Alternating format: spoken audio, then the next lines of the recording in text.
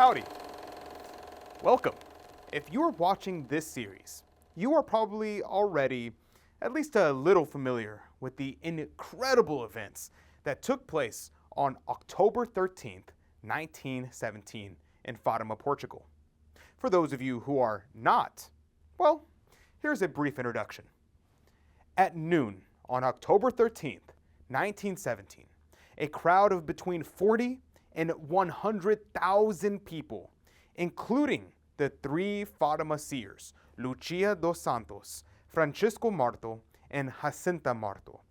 They witnessed an event so shocking, news of it spread across the world. The event was so incredible, it has cemented itself as one of, if not the most credible, examples of modern miracle known to man. These witnesses gathered in a large, rain-soaked field saw the noonday sun roll from left to right, dancing out of its predictable orbit, then drew close to the crowd, stopping above a small tree in the middle of the field. While it moved, the sun changed colors, changing from yellow to red and every other color in the rainbow. Then it returned back to yellow as it drew close to the tree.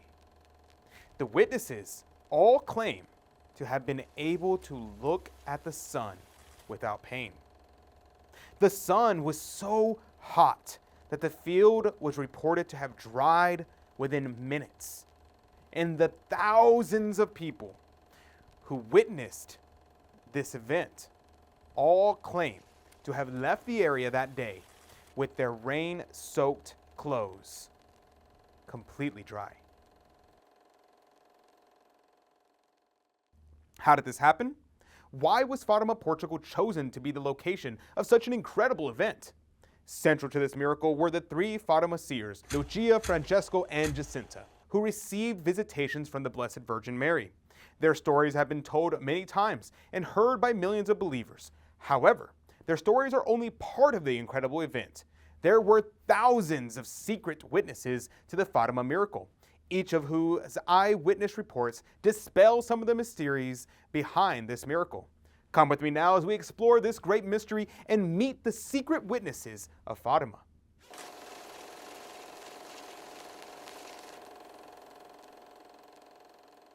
This is Dominic, an American citizen from Holyoke, Massachusetts, who was living with his father and mother near Porto, Portugal at the time of the miracle. Porto, Portugal was the second largest city in Portugal at the time, and one of the Iberian Peninsula's major urban areas.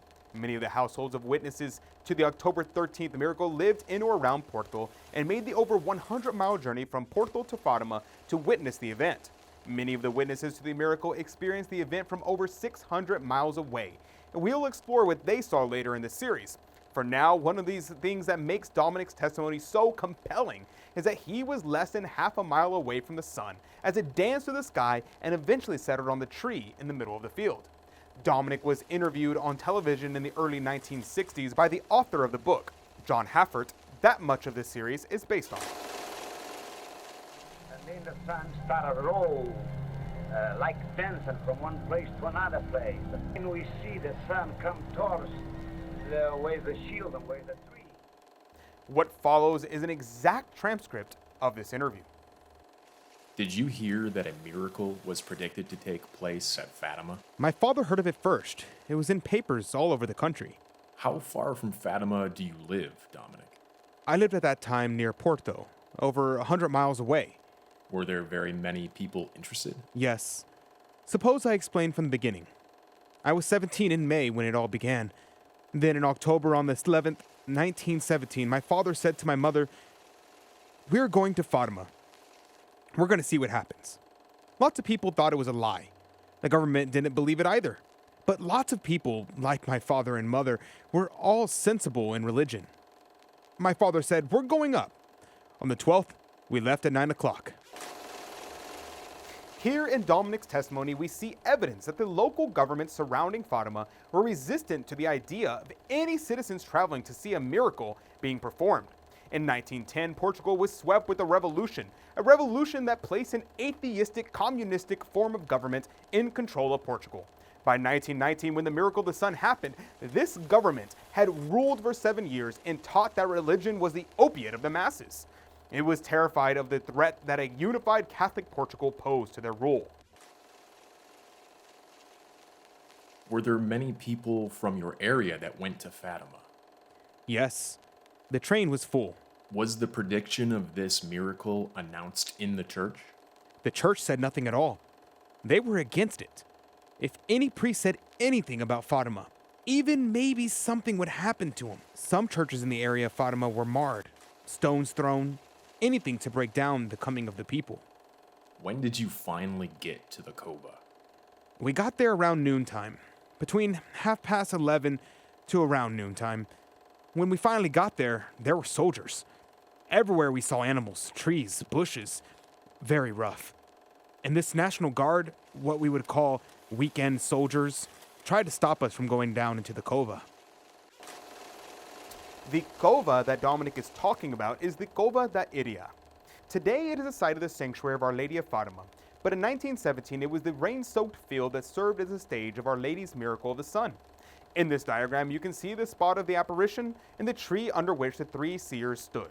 Using the testimony from our secret witnesses, we know exactly where many of them stood as they witnessed the miracle. This is where Dominic stood next to his family in the Cova.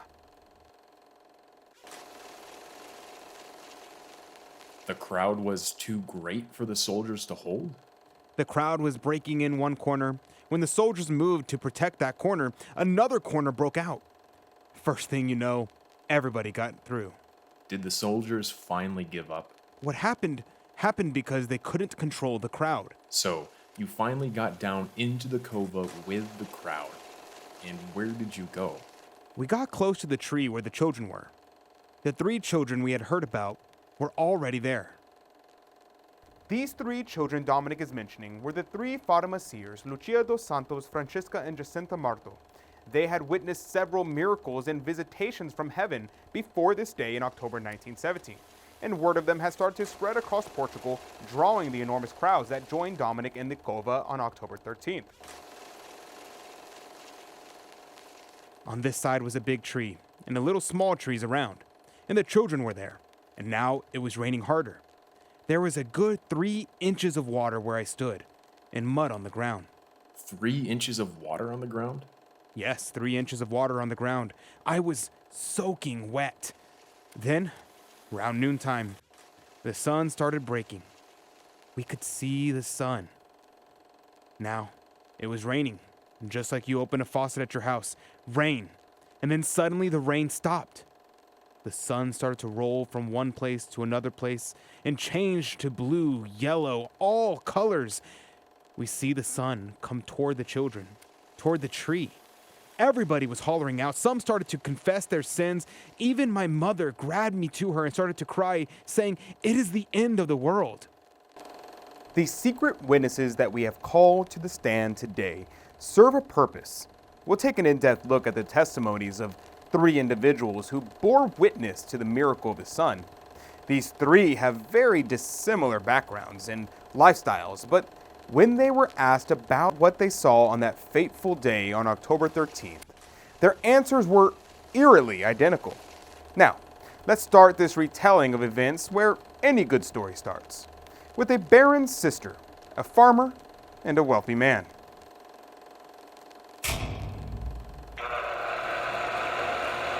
On August 1st, 1917, the Baron of Alvazaire learned of the heroism of the children of Fatima in the prison of Orem in Portugal. The Baron had not believed in the apparitions before, but he became a very important witness to the miracle of the sun.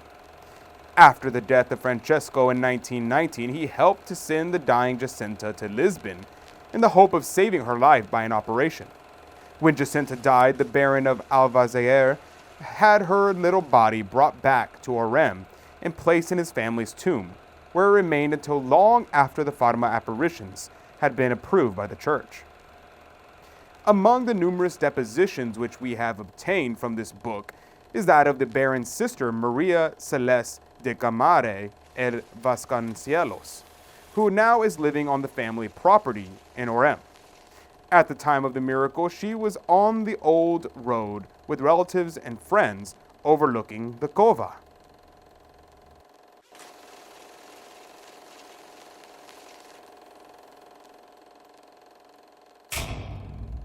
Did you think that anything might happen, madam? I expect that all was a fancy of the poor children, and that we would see nothing. What happened? The sun began to spin with circles of every color. It was like a wheel of fireworks, and coming down to the ground. What was your reaction? Stupefied. Did you think it was a miracle? Yes. There was something supernatural. Do you know of anyone out there who did not see the miracle? No.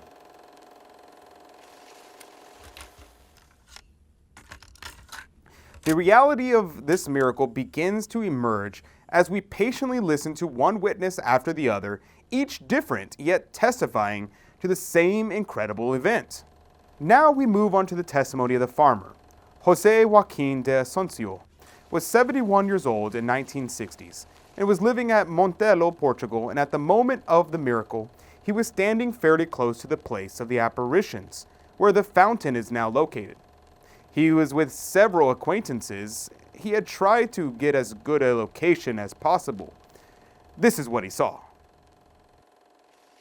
The sun began spinning as though in a sort of box. All the people cried, "It comes down! It comes down!" The colors of things seemed different. How were you dressed, Jose? I was not dressed in a special way, just as usual. It was raining. And then you were dry afterwards? The sun began to come down and all were quickly dried. What was your personal reaction? In August, I was more impressed than in October. In August, I went to fetch some pumpkins not very far from the Cova when I heard that the children were taken to prison. I decided to go and promised my gold watch and chain if I ever saw the vision. I was so happy, as if I really had seen her. I kept my promise. Did you know of anyone out there who did not see the miracle? I never heard that no one saw it. They were all obliged to see, except those who might not look at it. Already we can't help but notice the similarities in these two testimonies. One of the similarities being that both the Baron's sister and the farmer were excited to see if the rumors were true and wished to believe in them.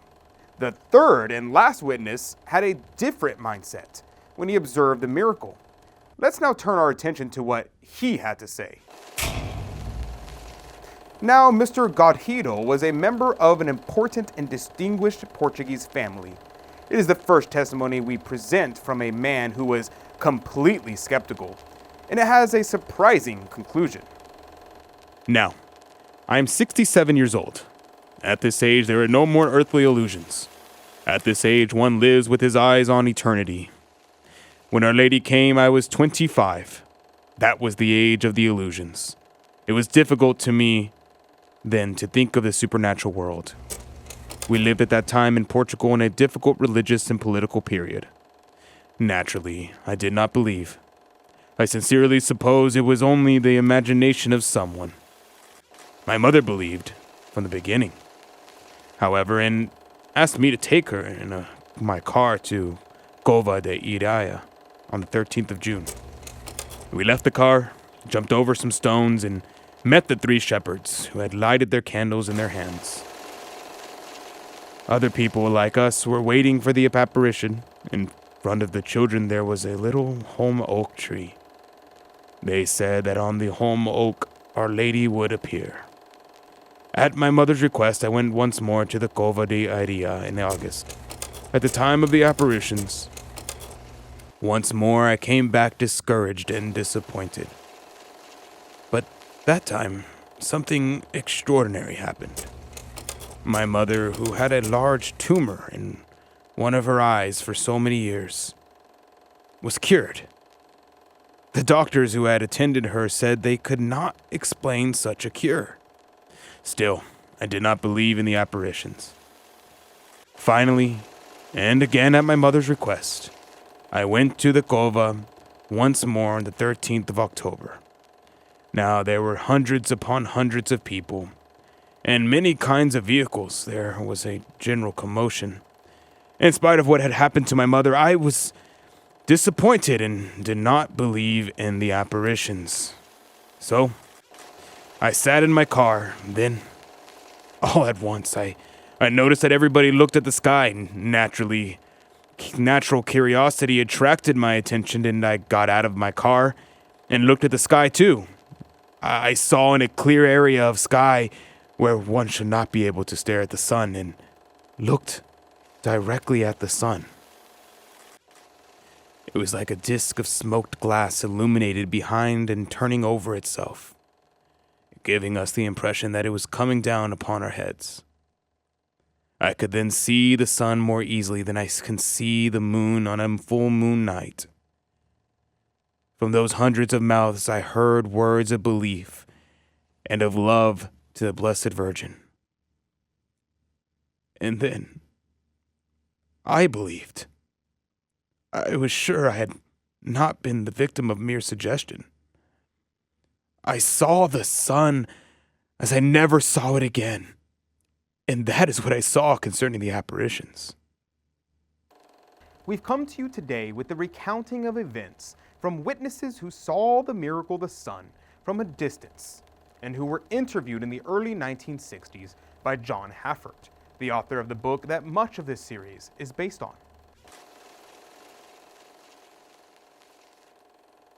Meet Father Lorenco, a mere schoolboy at the time of the miracle. Lorenco was with his brother as well as some other children in the village of Albertel when he bore witness to the incredible miracle of the sun from a distance of 9 miles. They all thought it was the end of the world. Lorenco tells us, "I feel incapable of describing what I saw. I looked fixedly at the sun, which seemed pale and did not hurt my eyes. Looking like a ball of snow revolving on itself, it suddenly seemed to come down in a zigzag, menacing the earth. Terrified, I ran and hid among the people who were weeping and expecting the end of the world at any moment. It was a crowd which had gathered outside our local village school, and we had all left class and ran into the streets because of the cries and surprised shouts of men and women who were in the street in front of the school when the miracle began. There was an unbeliever there who had spent the morning mocking the simpletons who had gone off to Fatima just to see an ordinary girl. He now seemed paralyzed. His eyes fixed on the sun, he began to tremble from head to foot, and lifting up his arms, fell on his knees in the mud, crying out to God. But meanwhile, the people continued to cry out and to weep, asking God to pardon their sins. We all ran to the 2 chapels in the village, which were soon filled to overflowing. During these long moments of the solar prodigy, objects around us turned all colors of the rainbow. When the people realized that the danger was over, there was an explosion of joy. In another retelling of the events, we meet Mr. Albino Barrios, a successful building contractor who was at the time a child in a village near Mendes, about 8 miles from Fatima. Though only 12 years old at the time, he remembers the miracle as though it had happened yesterday. What were you doing that day? I was watching sheep, as was my daily task. And suddenly there, in the direction of Fatima, I saw the sun fall from the sky. I thought it was the end of the world. Was it raining at the time? Were your clothes dry afterwards? I was so distracted that I remember nothing but the falling sun. I cannot even remember whether I took the sheep home, whether I ran, or what I did.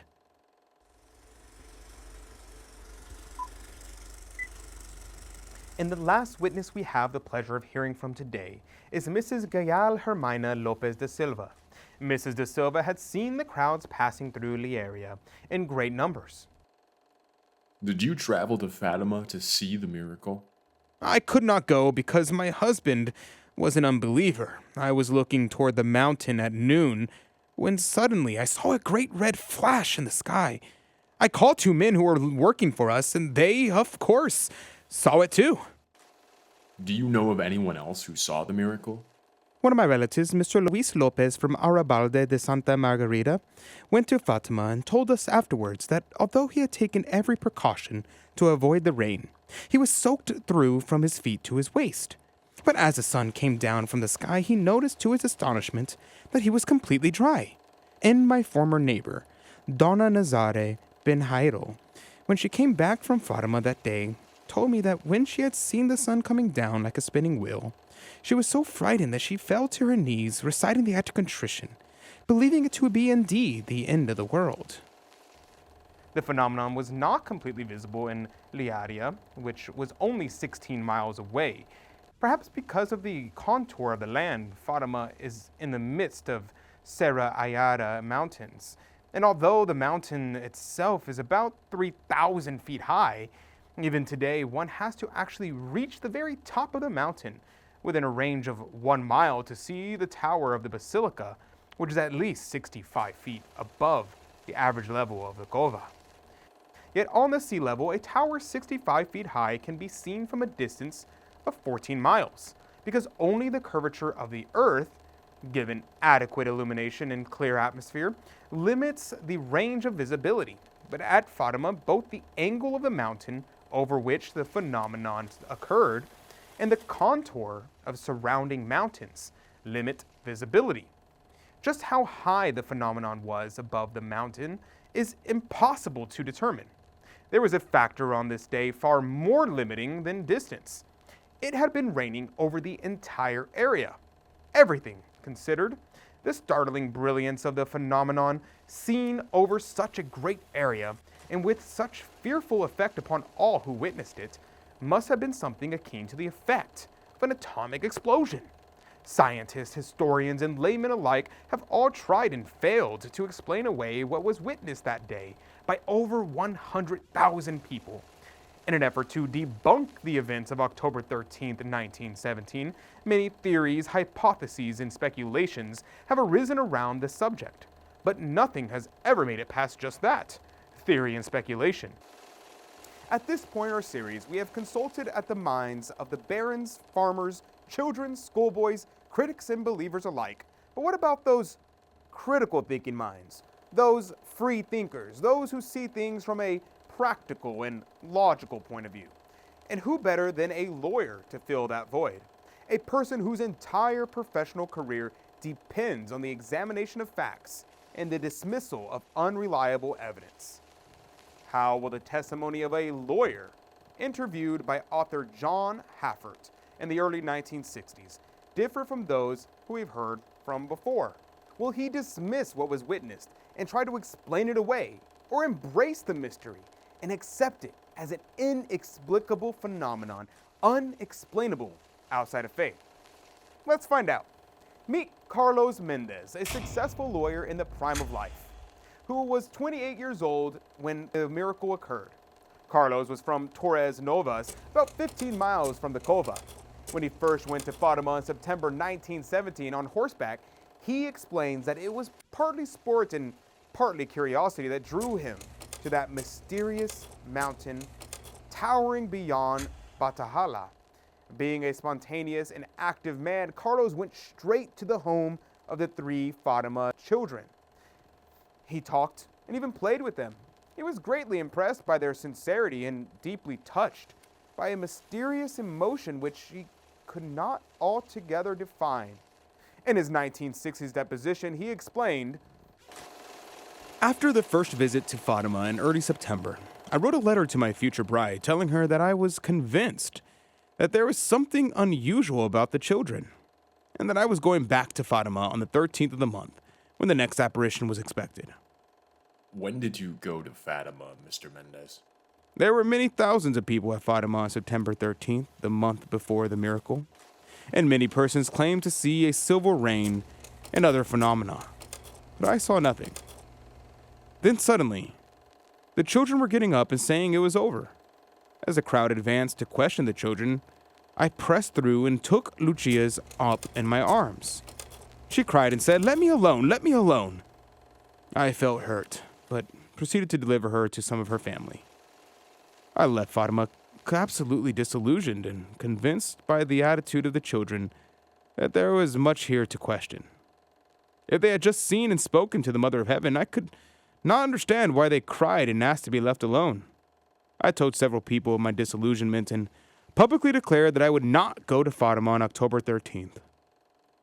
My brother Augusto, a medical doctor who was home from the war in France on leave, intended to go, but I persuaded him not to.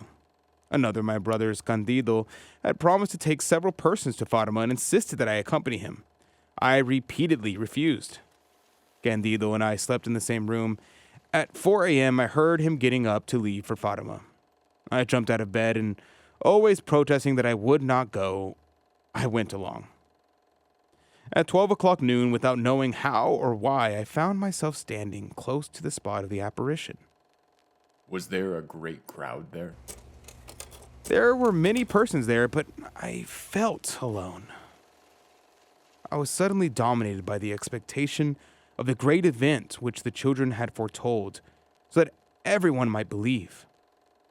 I saw the children arrive, and I saw them kneel down, and was gripped by the impressive silence which fell upon us. It is as real to me now as it was in that moment. Did you have any idea of what was going to happen? No, I did not have the slightest idea of what might happen. But now waiting, I did believe that the sign which the children predicted was going to take place. I heard while the children were talking to the vision, persons around me remarked about different things they saw, but I saw nothing unusual. What time was it that the children started to talk to the vision? It might have been at solar noon or a few moments later. When the people began to shout, did you see anything unusual? I saw the sun, as if it were a ball of fire, begin to move in the clouds. It had been raining all morning and the sky was full of clouds, but the rain had stopped. It lasted for several seconds, crushingly pressing down upon us all. Pallid faces standing there, acts of contrition of the love of God, an indescribable moment. We feel it. We remain dominated by it. But it is not possible to describe it. What did you do, Mr. Mendes? As I said, it had been raining. I was wearing a waterproof coat and a waterproof trench coat. I was filled with curiosity and emotion, and with the same impulse that I felt in September, I pressed forward and took little Lucia up in my arms and put her on my shoulder. Now, contrary to her actions of September 13th, from my shoulder, as if under the inspiration and fulfillment of an order she had received, she cried out, "Our Lady wants the people to pray and do penance." She said it over and over, adding, "If this is done, the war will end." I resolved at that moment, as long as my health allowed, to work at Fatima in some useful way. Did the message of Fatima and of the miracle of the sun affect others who saw it?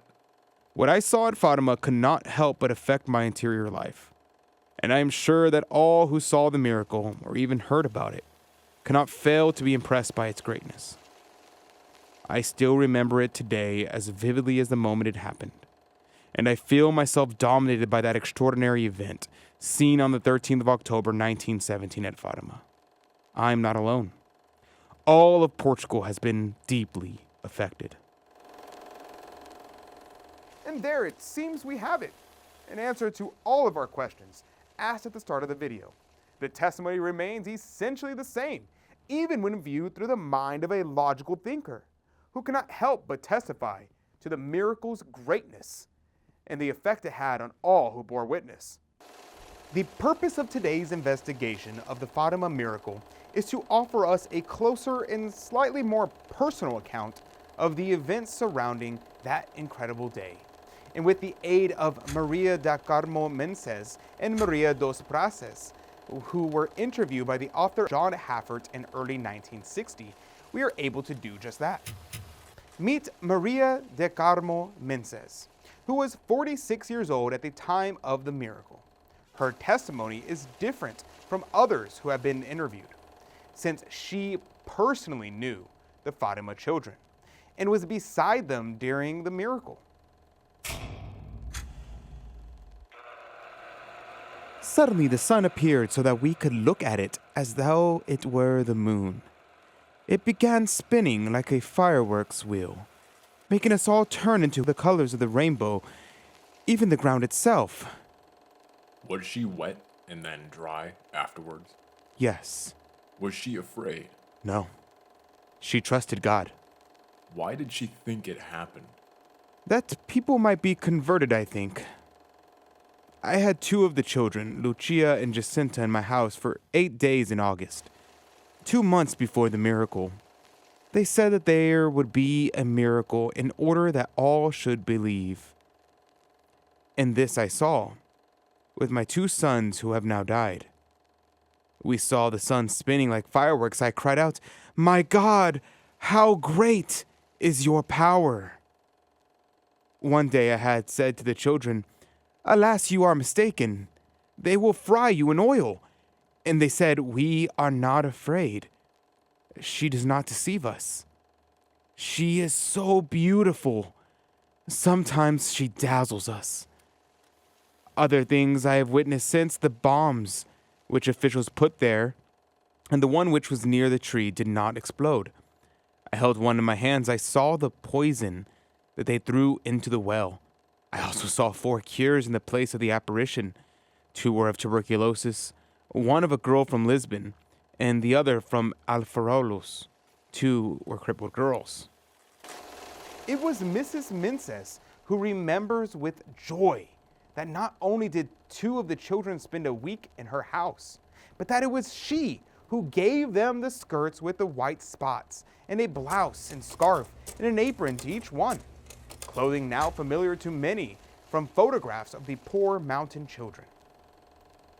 With Mrs. Mendes' account of the events, we can visualize the calmness that surrounded and shrouded the children, while all others were unsure of what was happening around them. Filled with disbelief and fear, the children were confident and calm. The next witness we turn to today is Maria dos Prazeres, who was 31 years of age when the miracles took place.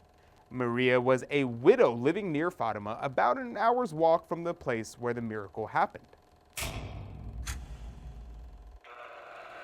Were you close to the children? I saw them come. I was close enough to hear them speak and to understand everything they said. What happened? I saw the sun turn upon itself. It seemed to fall from the sky. Near me there was a man and a lady who were looking at the sun through binoculars and who were saying that they saw a ladder near the sun and that Saint Joseph and the child Jesus were there. The people around me were crying that the world was going to end. I knew that something extraordinary and mysterious had happened.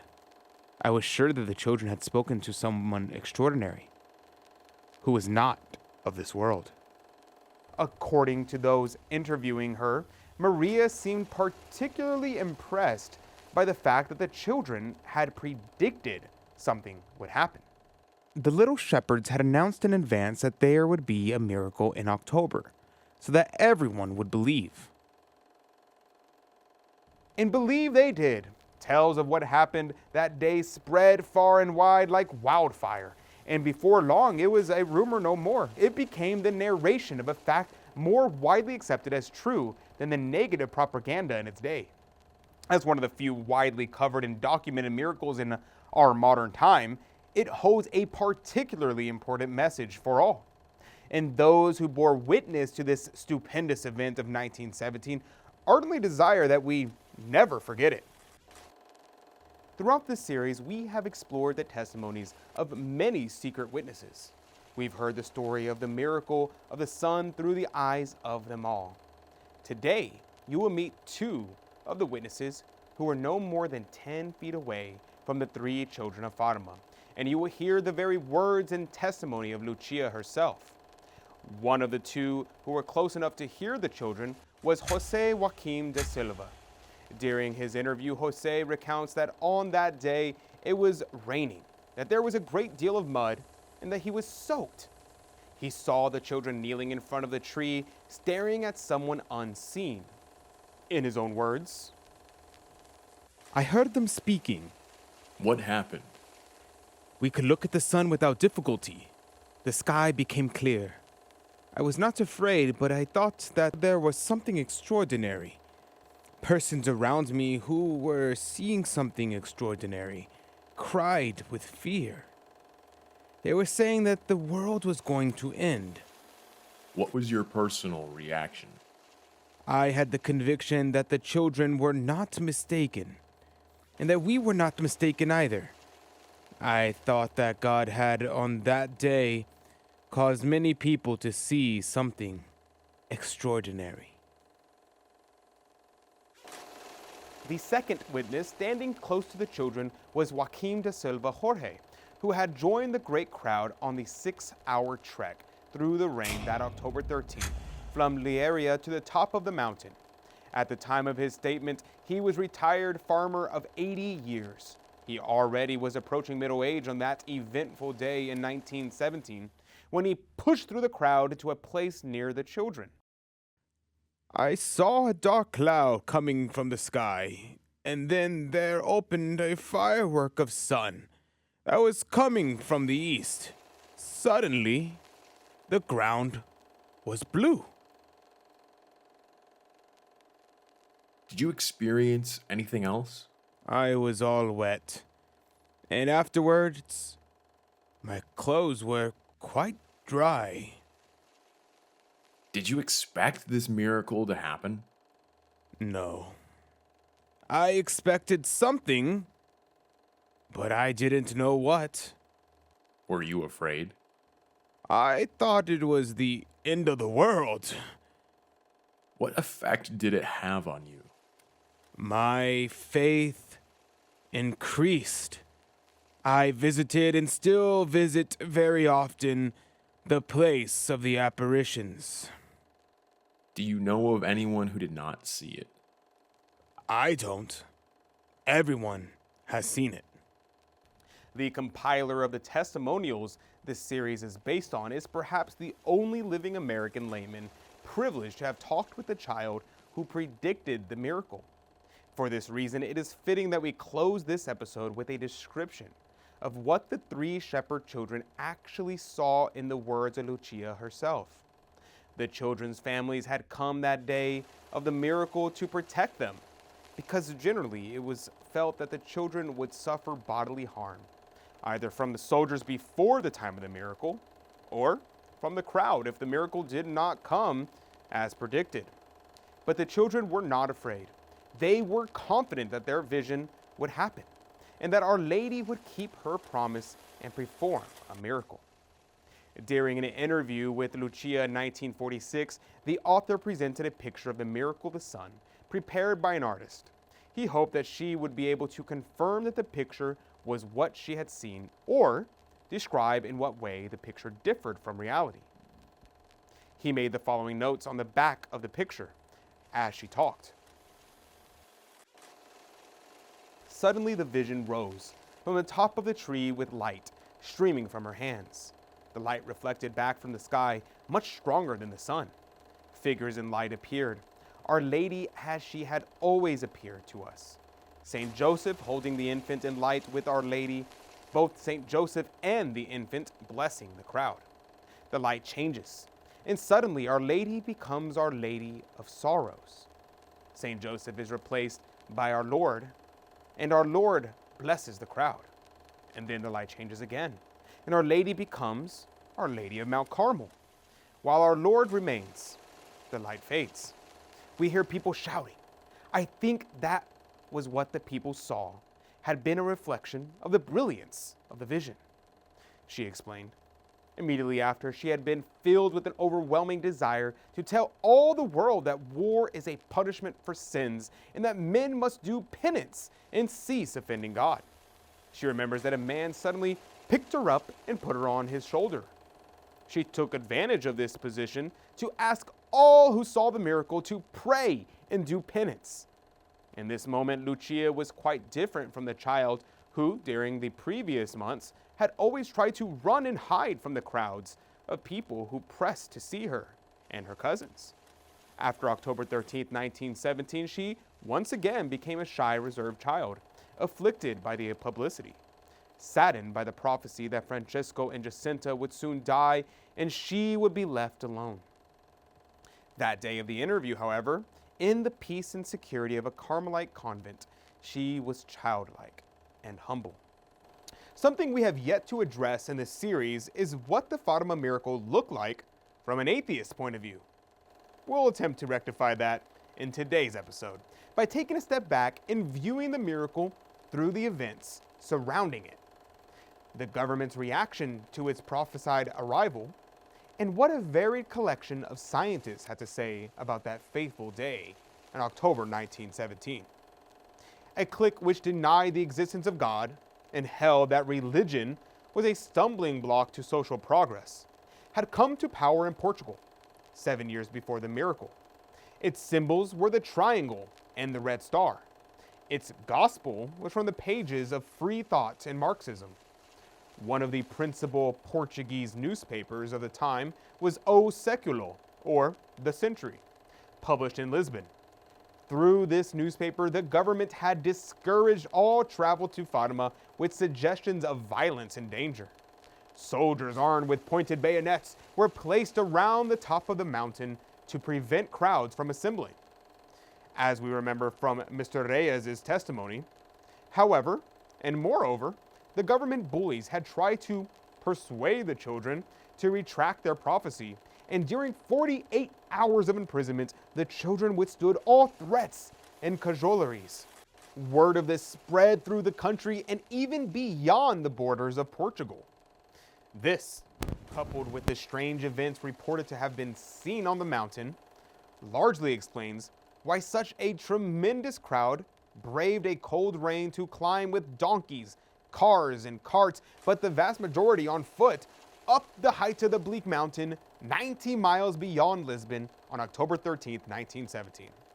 On this same October 13th, another revolution was reaching its climax on the other side of Europe. That revolution too had its symbols a red star, and its slogan were the same as those which had echoed here in Portugal just 7 years before.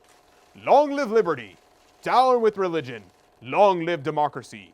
Even more significant, the proponents of this atheistic revolution, now breaking out on the other side of the world, proclaimed it a world revolution. The Red Star was predicted to rise over mankind before peace would come.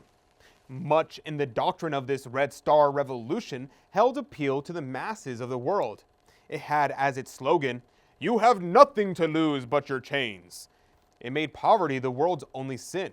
It offered common distribution of wealth as the key to world peace and happiness. The children claimed that their visitor from heaven spoke of sins more awful than poverty. They said that shining from the hem of her robe was a great star, not a red star, but a star of light. And she spoke of what was going to happen in Russia and of wars which would come. And she was going to perform a public miracle so that all may believe. What was the effect of the miracle on the unbelievers? Well, there are at least 7 scientifically objective facts. 1, the time and place of this event were predicted in advance. 2, a light of extraordinary power was seen over a radius of more than 20 miles like a wheel of fireworks, sending off great shafts of colored light which tinted objects on the ground. 3, it plummeted toward the earth after several minutes, assuming such a gigantic nearness that tens of thousands of witnesses thought it was the end of the world. 4, the great ball of fire stopped just as it was about to crash upon the earth and returned into the sky. 5th, it came from and went back to the location of the sun, so that those who saw it actually thought it was a sun. 6, the top of the mountain where this occurred, which had been drenched by several hours of constant rain, suddenly dried within a matter of minutes. 7, tens of thousands of witnesses of all classes and of all various creeds extended over an area of about 600 square miles. Colonel Frederico Ohm, professor of the Faculty of Sciences and director of the Lisbon Observatory, stated, If it were a cosmic phenomenon, astronomical and meteorological observatories would not have failed to record it. And this is precisely what is missing. That inevitable recording of all the disturbances in the world system, no matter how small they may be. asked if this phenomenon was of a psychological nature, the scientist replied that it might have been, but as an astronomer, he could definitely affirm one thing. It is completely foreign to the branch of science that I cultivate. This statement by Colonel Ohm was published in O Século in Lisbon shortly after the miracle occurred, with the intention of giving the only possible explanation which science could offer: collective suggestion. However, as the evidence has been studied and evaluated, it becomes absolutely certain that the phenomenon was not the result of mass hypnosis or collective suggestion. The reasons are: 1, it was witnessed over a large area by persons not in the crowd. 2, among the crowd were scientists and non-believers who viewed the phenomenon not only with objectivity, but with particular care to protect themselves from the possibility of collective suggestion. For example, we have the Baron of Alvazier, who carefully took all the precautions outlined by Gustavo Le Bon in his Psychology of the Crowd. The Baron had not expected a miracle and wanted to be sure that he would not be the victim of suggestion. He died in 1955, and in a deposition to the Canonical Committee, he stated, "An indescribable impression overtook me. I only know that I cried out, 'I believe, I believe, I believe,' and tears ran from my eyes. I was amazed, in ecstasy before the demonstration of divine power converted me in that moment." Dr. Garrett, a professor from the University of Coimbra, in detailed testimony describes that he feared some impairment to his retina, covered his eyes, and turned in an opposite direction, opened his eyes again, and continued to see the miracle. Several other men of science who were actual witnesses testified to the objective reality of the phenomenon and added that no natural explanation could be given. Of the historic reality of this event, there can be no doubt whatsoever. That it was outside and against known laws can be proved by certain simple scientific considerations.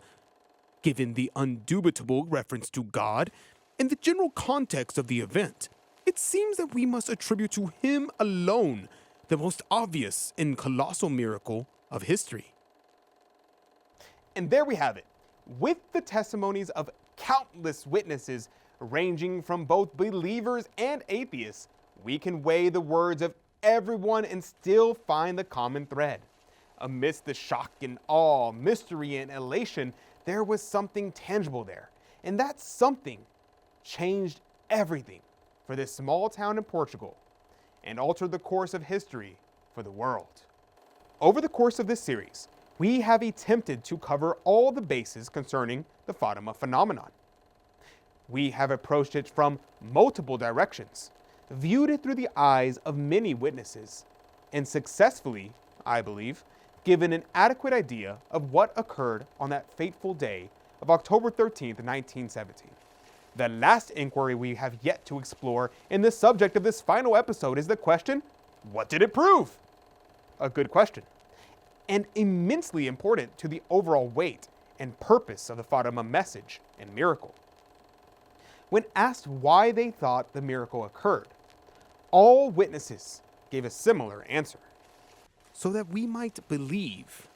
If we accept this as caused by God, then we must accept two corollaries: the reality that the children's apparitions and the authenticity of the message.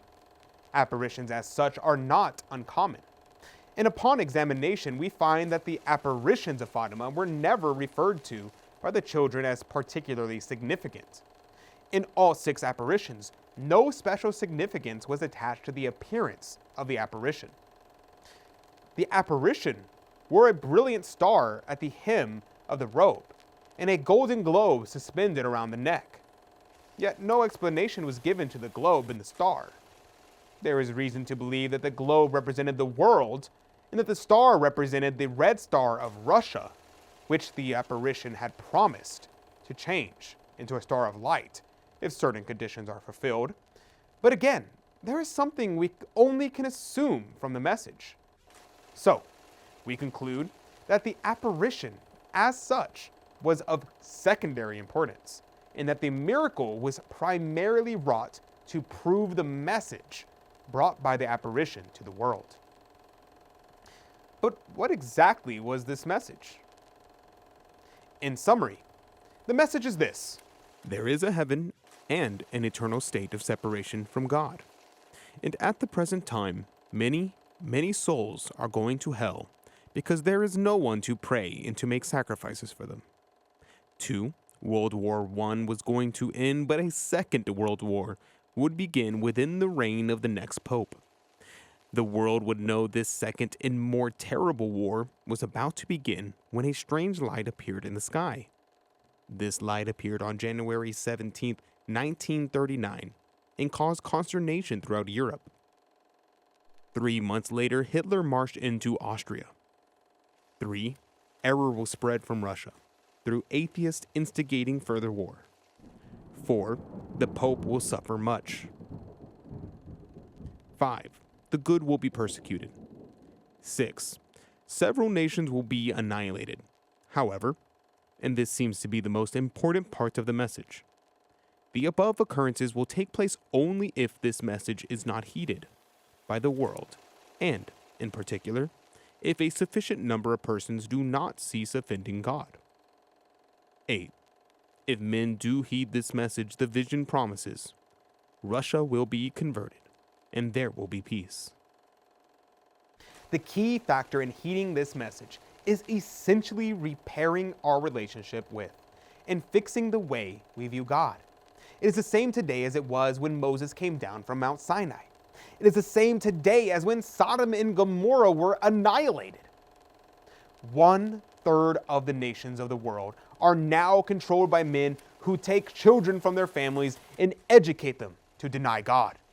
They are atheists who build armies such as man never dreamed possible, armed with weapons capable of destroying all life on the planet. And they have vowed to wipe out religion from the earth, like the first Red Star Revolution in the tiny nation where the miracle of the sun occurred for us in the free world, and for all those who have been enslaved in the red world. The miracle speaks.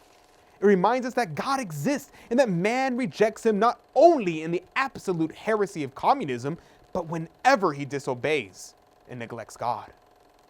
Very few of those who witness the miracle will hesitate to admit, even after all these years, that they were afraid. Yet even in the same breath with which we speak of the terrible fear of the miracle caused, they also spoke of something equally extreme and marvelous: hope. The crowd expected to be destroyed at that moment, but were not. Even the discomfort experienced in the cold rain was suddenly lifted. They were exalted with a great joy, the supernatural, the joy of believing that God is in his heaven and that all would be right in the world. If the message of Fatima is terrible, it is also filled with the greatest hope the atomic age could possibly have. Indeed, should all the most terrible things prophesied come to pass, we are promised that ultimately there will be peace. Thus, the miracle of the sun is rather an explosion of hope than of fear. And herein lies a choice that must be made. At this crucial moment of history, by each of us, if we lose this struggle, it will be because we remained neutral, because we stood on the sidelines and wondered about it all. Were we shocked to see China fall to communism? Yet shocked though we may have been by communist expansion, what have we done? Have we said any extra prayers? Have we realized that this struggle was a spiritual one, with the enemy bending its primary attack on God himself? Have we made any reparations? Have we stopped being neutral and chosen sides? Let us choose now. This is one of the greatest opportunities given to those who hear the messages of Fatima. The ability to choose. Choose to pray. Choose Our Lady's love. Choose hope. Thank you all for being a part in this exploration of the Fatima miracle. I hope this has helped you learn something from the Fatima message. And that at the end of the day, when you have made your choice, you remain steadfast in your resolve. Thank you all. May God bless you, and may Our Lady keep you under her mantle. God love you.